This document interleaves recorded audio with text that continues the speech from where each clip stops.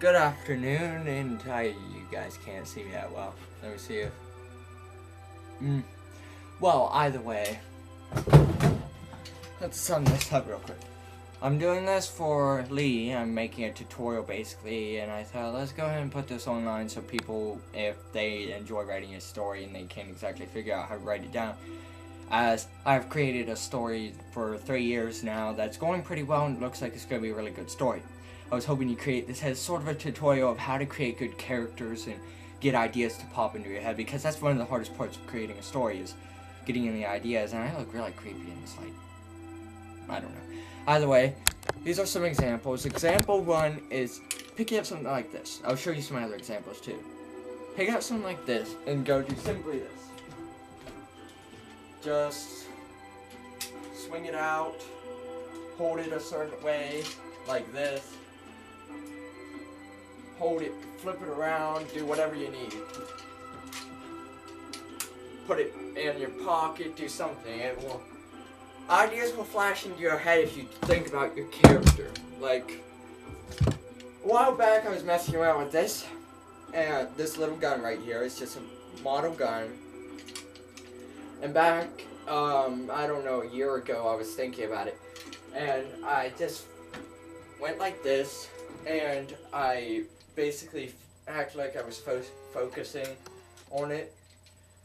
I pulled it back, and then I shot it to the side and basically hit. And from that, I got the thought of my wind form, which is a thing inside the project I'm working on. It has bullets that compress into basically the area right here. Since he could control wind, he compresses the bullets into a great deal of energy right here. There's no area to put them in. And then he fires off, and when he fires off, it shoots basically compressed wind. When it hits inside the body, he releases it, and it just kind of explodes the person, tears them to pieces. Of course, can't work on everyone, as you know, some people are stronger than others. Another thing to do is make yourself look like a complete fool. Stances, random hand signs, signals, stuff like that. Just go like this, or like this, and ideas flow into your head as you work on it. Another good thing to do is, let's see, what examples do I have around here? Try to be kind of, this is a strange thing to do, but like, something I've done before is that I've actually tried to become more like my character. Example, character reads a book, I hold it like this, and I act like I was him. And from this, actually doing this one time, I was just trying to act like one of my characters to think of more of him.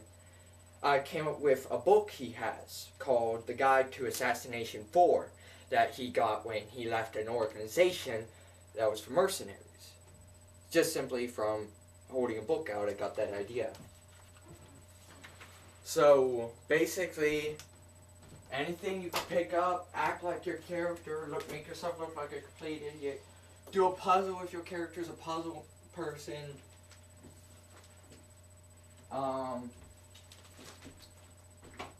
Play a game and get really into it if your guy's a gamer type person.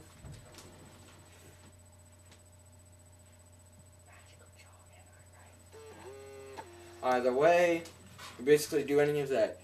Okay, another example. I best start giving examples rather than just, doing such and such. Okay, say your character's an artist. Grab a piece of paper and do this. Just basically draw. I'll grab a piece of paper myself and show you what I mean, because obviously that's a very bad example.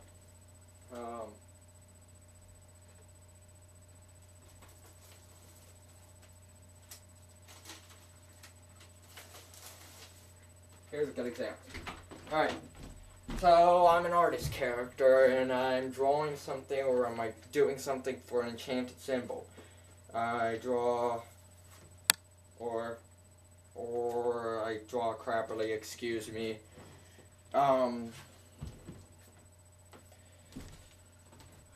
Draw just like that, just random scribbles.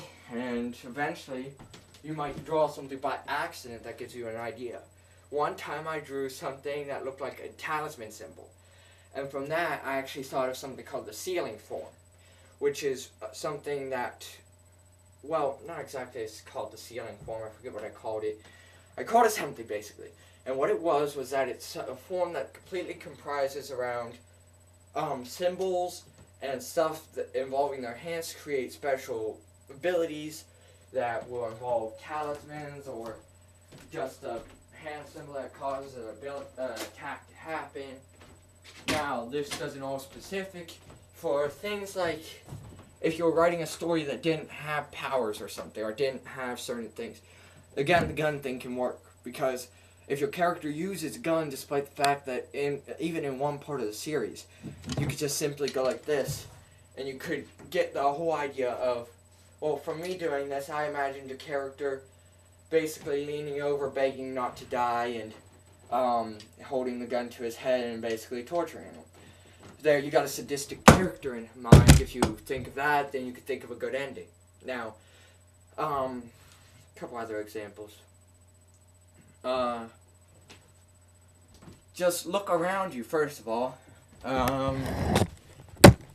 Good examples are, look over here, see there's a bunch of books. Now, any one of these books could get me an idea.